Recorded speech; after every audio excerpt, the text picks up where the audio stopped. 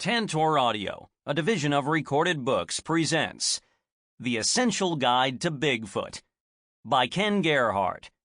Foreword by Peter Byrne. Narrated by P.J. Ochlan. The Sasquatch is ridiculous. The alternative of a hoaxer is impossible. Therefore, the ridiculous must be true. Dr. Grover Krantz. Foreword. Ken Gerhard has written one of the better books on the Bigfoot mystery, of which there are not a few out there now. Some good ones, but many of them hardly worth the price. His work, among other things, clearly illustrates the very time-consuming, in-depth research he has done, which, as is clearly seen, was intelligently applied and is very thorough. One very interesting section contains what might be called miniature biographies of many of the well-known names of the people who have been prominent in the Bigfoot field, the Great Search as it is known, all the way back to its beginnings in 1958, when the mystery presented itself to the public and in turn brought in all of the researchers who appeared on the scene at that time and from then on. Well-known names like Jerry Crew, Jim Crew, Ivan Marks, Rick Knoll, Ivan Sanderson, John Green, Grover Krantz, Renee DeHinden, Bob Titmus, Roger Patterson, Bob Gimlin, Brian Byrne, Shirley Lawrence, Larry Lund, Tom Slick, Ron Moorhead, Al Berry, Cliff Crook, Dennis Jensen, Norm Davis, Don Byington, Stephen Byington, Robert Morgan, Todd Neese, and Diane Stocking, to name some, if not all. His book includes intelligent answers to many of the questions raised by the lack of real knowledge of the creatures, such as accurate estimates of weight, size, and eating habits. It also includes a sensible and positive discussion of that single piece of evidence that still, after 50 years, raises questions: the famous Patterson-Gimlin footage. In many ways, his work may be viewed as a comprehensive guide to Bigfoot research and Bigfoot hunting. An excellent choice for newcomers to the scene of all ages looking to accept a unique challenge. Because of this, as well as my consideration that it is an excellent piece of writing, it certainly has my positive endorsement and recommendation. Peter Byrne, FRGS, www.petercbyrne.com. Introduction. People often ask me how I became so interested in Bigfoot. As a boy, I loved anything having to do with animals, and really creatures or monsters in general. My first pet was a caiman alligator that grew so large that it ended up at the zoo, and I spent countless hours in the woods collecting snakes and salamanders. If I discovered in TV Guide magazine that a Godzilla movie was airing at 3:35 a.m., I'd set my alarm clock so that I could wake up in the middle of the night and watch it. I recall that my parents also seemed pro-monster. They would throw these elaborately decorated Halloween parties where my mother would fabricate vast spider webs out of cheesecloth, and my dad would sketch charcoal posters based on Edgar Allan Poe stories. During that period, in the mid-1970s, my father was a forestry professor at the University of Minnesota, and my family resided just outside the Twin Cities. I remember vividly how one Saturday morning I was watching cartoons, probably Scooby-Doo, when, during a commercial break, the station aired a human interest news segment on a monster I hadn't yet been exposed to: Bigfoot. As the narrator explained how there were people who had claimed to have had genuine encounters with giant, hairy, man-like monsters in the Pacific Northwest, the segment showed some men holding plaster casts of enormous human-like footprints that the creatures had supposedly left behind. Suddenly, the segment cut to several dramatic seconds of the Patterson-Gimlin Bigfoot film, which begins chaotically as the camera flails around before steadying on what appears to be a massively built ape-man striding away into the forest. When the narrator of the news segment mentioned how that particular footage had been shot on October 20th, 1967, exactly 1 week after I was born, I felt a strange and sudden connection to the mystery. Could these things actually exist? It wasn't long before I was down at the local library putting little fingers on every single book I could find on the subject.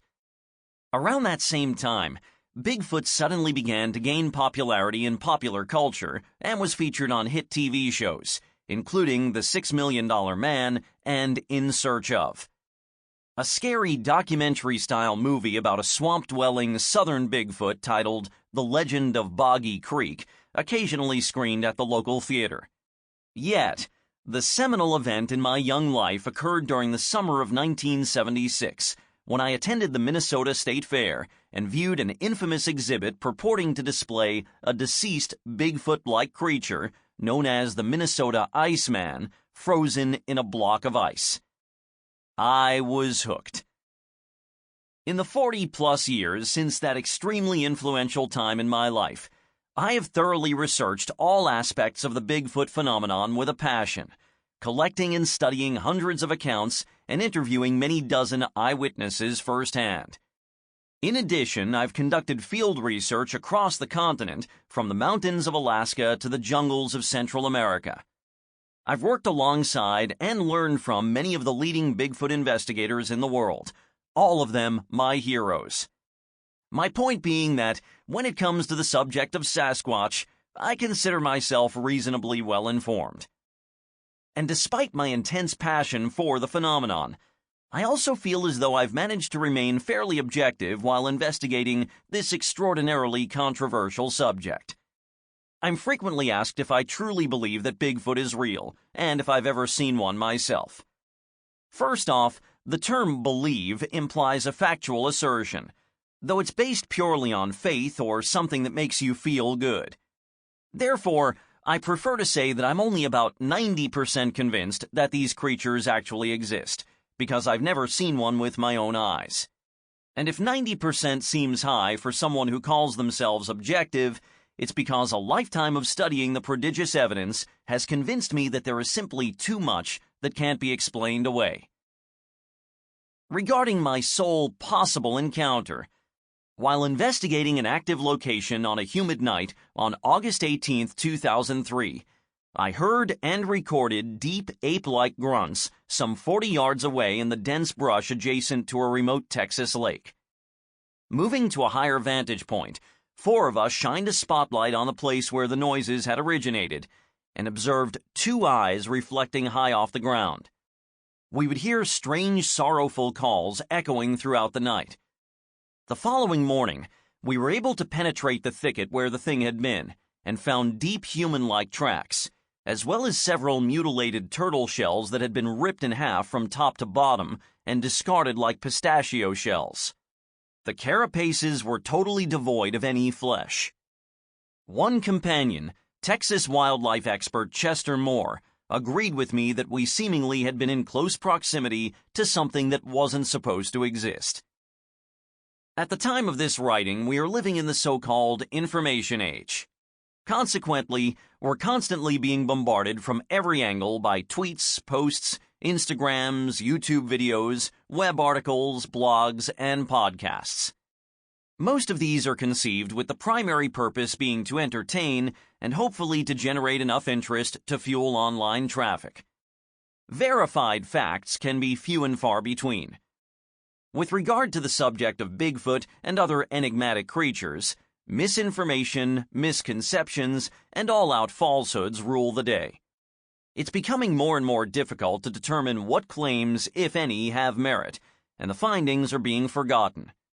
Consequently, my intent in writing this book is to try to provide a modicum of clarity where far more is needed to counter the deluge of drivel with empirical facts that the listener can use to form their very own educated opinion with regard to this enduring mystery. I appreciate your willingness to follow me down this perplexing and often eerie trail. Ken Gerhard, San Antonio, Texas, August 15, 2019. Bigfoot Biology 101. What is it? An identikit. Based on thousands of documented observations, the general description of Bigfoot is a giant hair-covered, upright walking creature that possesses exceptionally broad shoulders and a head that appears to rest directly on top of a barrel-shaped torso, no visible neck, low-hanging arms, and legs that appear long and straight like a human's and not squat like an ape's. The head has been frequently described as appearing domed or cone-shaped toward the top and or back, with a heavy brow ridge above the eyes and a rapidly receding forehead. This is similar to the heads of large gorillas, as well as many fossil hominids. Eyewitnesses who have observed the face have mixed reactions. While some have characterized it as looking like that of an exceptionally human-looking gorilla, others have remarked that its face actually seemed startlingly human-like, such as having a wide, flat, hooded nose with downward-facing nostrils. The Sasquatch, Native American name, essentially displays a mixture of both ape-like and man-like traits. Thousands of footprints that have been observed, documented, and studied indicate a foot morphology that, while looking superficially human-like, is quite different. Sasquatch feet appear to be noticeably longer, wider, and flatter by comparison. Total foot width is typically about half of the length. The feet lack a visible arch and seem to possess a thick, fatty sole pad. They are evidently very flexible, especially in the medial area, and compared to a human, the toes are proportionately longer and more uniform in size. However, increased flexibility in the toes can result in them curling over at times, making them appear shorter. Intriguingly, this particular foot design makes a great deal of sense for a massive terrestrial biped that roams montane forests. Alleged Bigfoot handprints have also been found and cast, and as you might expect, they are truly big hands, but with relatively thick, stubby fingers, as well as a non-opposed thumb that sits far below the other fingers. Height. Typically, eyewitnesses claim that these creatures tower well over 6 feet in height, and usually estimate that they are even much taller. There have been multiple attempts to accurately calculate the height of the subject in the famous Patterson-Gimlin Bigfoot film, nicknamed Patty. These scientific estimates have been based on equations that rely on measurements of various objects seen in the footage, including the bottoms of Patty's feet in relation to the length of the footprints that she left behind in the sandy creek bed. There were also objects, trees, stumps, a wood fragment in the film that were identified and measured afterward. Additionally, investigator Peter Byrne traveled to the site in 1972 and took some photos of a 6-foot 2-inch man holding up a tall measuring stick for comparison purposes. The consensus opinion by those who have applied different academic methods seems to be that Patty stood 7 feet 3 inches tall. That particular figure has been endorsed by the likes of forensic film examiner Jeff Glickman, Hollywood creature designer Bill Munns, physical anthropologist Dr. Jeff Meldrum, Patterson-Gimlin film expert and author Daniel Perez, and a few no-nonsense Bigfoot investigators, including Renee DeHinden, John Kirk, and Christopher Murphy. Roger Patterson, the man who chased and filmed Patty, estimated that she stood an inch taller at 7 feet 4 inches. Perhaps not a bad guess, as it turns out. Mere months after the footage was shot, longtime Sasquatch researcher and author John Green staged an on-site recreation of the incident using 6-foot 5-inch colleague Jim McLaren as a Patty stand-in. When the two films were overlaid, Patty didn't appear to be significantly taller than McLaren, leading Green to conclude that 6 feet 6 inches seemed more accurate. Physical anthropologist Dr. Grover Krantz used a series of calculations, including the probable film speed of Patterson's camera, as well as the creature's foot length and stride, in order to arrive at a height of 6 feet 6 inches. And primatologist Donald Grieve ascertained that Patty stood a mere 6 feet 5 inches, going mainly off of the Patty-McLaren comparison. Leading cryptozoologist Lauren Coleman and Bigfoot investigator Cliff Barrickman both agree with Grieve's estimate and feel that these creatures are generally shorter than most people think. We must keep in mind that Patty was somewhat stooped forward as she walked, which could account for some of the disagreement. In my mind, the significance of a potential height of 7 feet 3 inches would be that it virtually rules out any possibility of a hoax involving a man wearing a costume. There are currently fewer than 3,000 people in the entire world over 7 feet tall, and that number was likely much smaller back in 1967. I use this as a starting point because, although the film is still highly controversial after half a century, most researchers view it as the best photographic evidence of a living Sasquatch. Patty, if genuine, becomes our archetype. And incidentally, she is called Patty because in the film she displays pendulous, hair-covered breasts. If we assume that 7 foot 3 inch Patty is an adult, and like other hominids that Bigfoot is sexually dimorphic, meaning male individuals grow at least 15% to 20% larger than female specimens, then one could speculate that a full-grown male Sasquatch would stand over 8 feet tall, an eyewitness estimate that is not uncommon. During the late 1970s, John Green put about 1,350 of the most credible eyewitness sightings he'd collected into a searchable computer database, and came up with an average estimated height of 7 feet 5 inches for a Bigfoot. 20 years later, a research biologist named Dr. W. Henner Fahrenbach statistically analyzed hundreds of reports, including Green's, that incorporated estimates of height, and his results indicated an average stature of 7 feet 10 inches, inferring that the maximum height for a big male might approach 9 feet. I acknowledge this is a possibility. However, I'm personally skeptical of claims of Bigfoot standing over 10 feet tall, and quite honestly, those accounts are fairly uncommon anyway. As a physical adaptation, the benefit of sheer size bears a low threshold before it quickly becomes a liability. Besides, it is important to acknowledge that most humans are not particularly good at estimating height anyway, especially when our adrenaline is pumping. Lauren Coleman has suggested that humans tend to overestimate things they are not familiar with by about 30%, particularly in an emotionally charged state of mind. Case in point, I once met a legendary NBA player who stood over 7 feet tall, and in my excited state, I would have had a really rough time accurately guessing his height if I hadn't known it. Up close, he seemed like a skyscraper. Author's note: evidence of a distinct and diminutive Littlefoot creature will be addressed in a later chapter. Weight.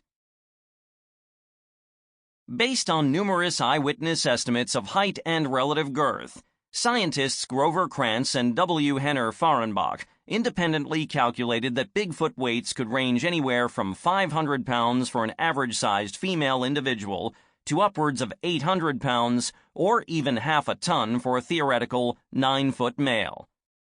Fahrenbach proposed a weight of 543 pounds for Patty, using her estimated height multiplied by size-mass ratios associated with known primates. Large gorillas, for example, can easily weigh almost 500 pounds, a comparable body mass. We've already established that Sasquatches are not only very tall, but built much more powerfully than human beings. Furthermore, 500 to 1,000 pounds seem reasonable when you consider that those weights are within the range of North American bears, highly active animals that are able to satisfy their lofty caloric requirements in the same regions that Bigfoot inhabits. Hair. Witnesses almost always state that, apart from the upper part of the face, palms of the hands, and soles of the feet, the majority of Bigfoot's body is covered by a uniform covering of hair from 1 to 4 inches long.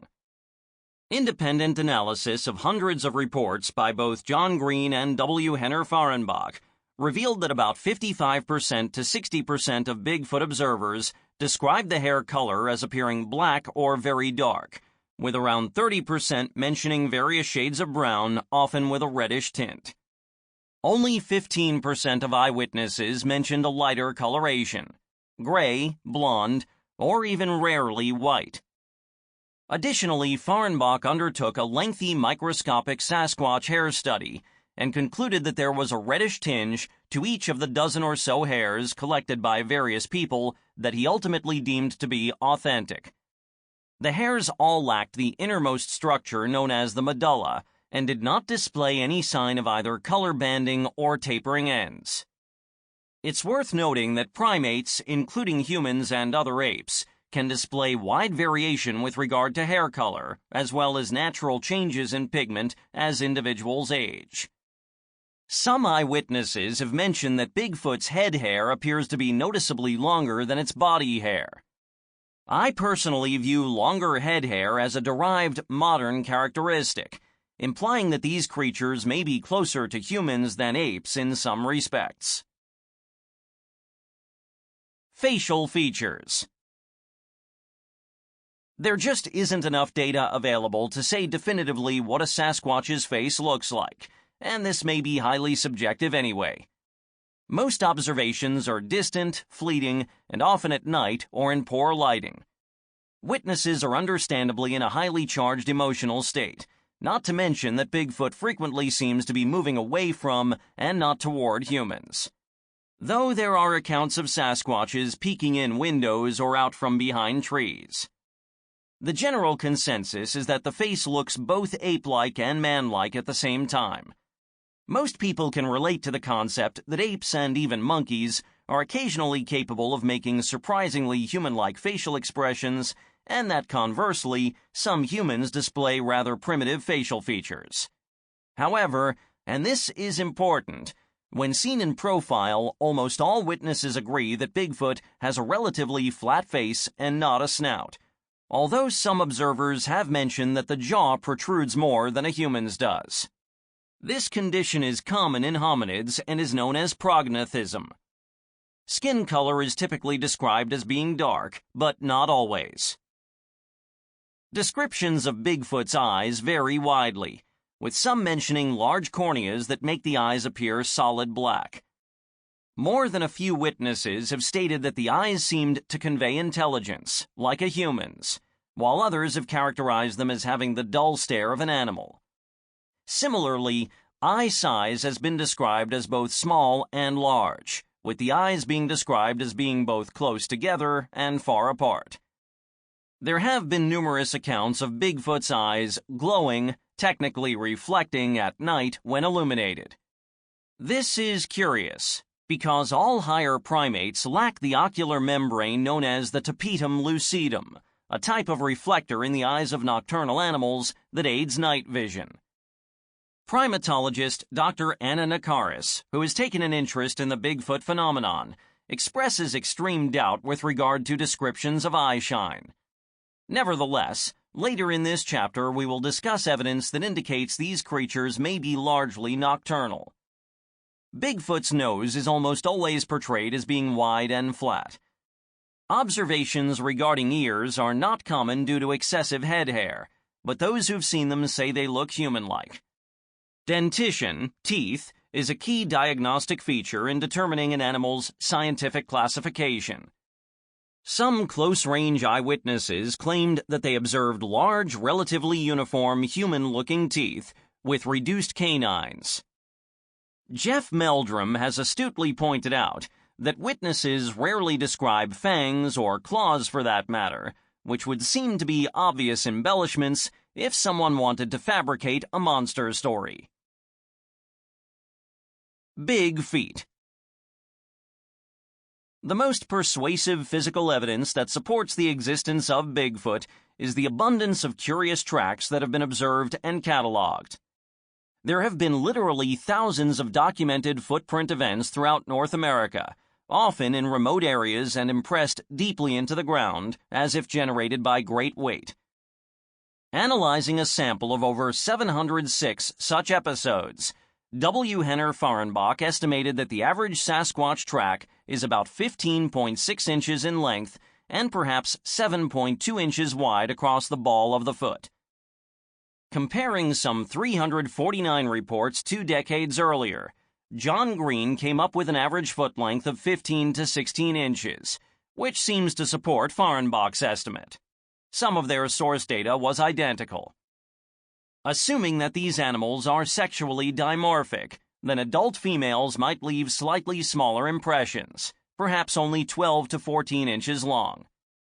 And in fact, Patty did leave behind a dynamic trackway of 14.5-inch prints on the sandbar she walked across. The largest Bigfoot cast in my own personal collection is 17 inches long, and I'm admittedly skeptical of footprints 20 inches or longer, as it implies heights over 10 feet tall. Dr. Jeff Meldrum, who specializes in primate locomotion, cautions that footprints from an individual can vary widely based on the variables of each step: speed, pressure, angle, slippage, etc., as well as the conditions of changing ground surface. Meldrum, as well as the late Grover Krantz, both spent many years studying and comparing hundreds of footprint casts, and have independently concluded that there appears to be a distinct foot design, one that makes perfect sense for a massive biped. In addition, the various impressions display a range of diversity that would be consistent with a genuine population of animals. Intriguingly, through the years there have been situations where alleged four-toed and even three-toed tracks have been found and associated with Bigfoot. Grover Krantz wrote about some thought-provoking four-toed tracks from Manitoba that he was aware of. This is problematic to say the least, unless we accept that injuries or congenital defects are involved. All jokes about banjos aside, Texas wildlife expert Chester Moore has proposed that genetic bottlenecks resulting from shrinking habitats in the southern states may have led to inbreeding between these creatures, the result of which could be deformed feet. Lauren Coleman has expressed the opinion that three- and four-toed tracks most likely represent misinterpretations of the tracks of known animals like bears, or may occur when all of the Bigfoot's toes do not make contact with the ground, a suggestion that Cliff Barrickman concurs with, though he also points out that hoaxing is a major factor. The southern and eastern states seem to produce far more claims of three- or four-toed footprints being found for some reason. There is controversy surrounding the possibility that some footprints and handprints, as well as their casts, may display skin ridges like fingerprints known as dermatoglyphics. At least one latent fingerprint examiner with an expertise in non-human primates, Jimmy Chilcutt of Conroe, Texas, has studied multiple Bigfoot casts that he endorses as possessing genuine dermal ridge patterns. Though some investigators, including Matt Crowley and Cliff Barrickman, have proposed that the lines and swirls that resembled so-called friction ridges are often residual artifacts of the casting process, essentially water striations that merely resemble skin detail.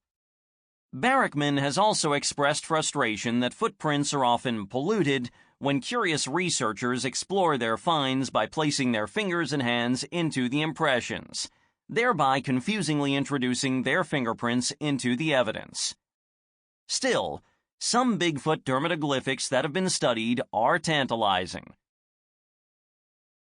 Foul odor. It is a commonly held belief that Bigfoot always emits an utterly offensive smell.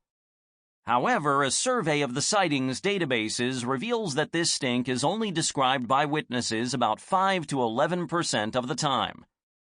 The exception is Florida's appropriately named skunk ape, a swamp-dwelling Sasquatch whose odor is noted as much as 14% of the time. The stench has been described in a variety of colorful ways: rancid, putrid, like a dead animal, rotten eggs, garbage, feces, sulfur, ammonia, wet dog, or any combination thereof. A trip to the gorilla exhibit at the local zoo will affirm that primates can give off a pretty pungent odor. A 2014 study found that silverback gorillas are capable of switching their strong body odor on and off instantly by activating what are known as apocrine glands in their armpits. There could be other factors involved with smelly Sasquatches as well, such as poor hygiene, damp environment, and the scavenging of carrion or garbage.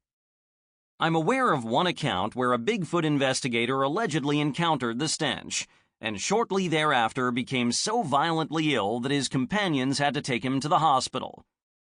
It's possible that, like certain mammals, when they are frightened, these creatures use their axillary scent glands as a sort of defense mechanism. Population. The truly perplexing Bigfoot mystery gives rise to a very sensible question. Sample complete. Ready to continue?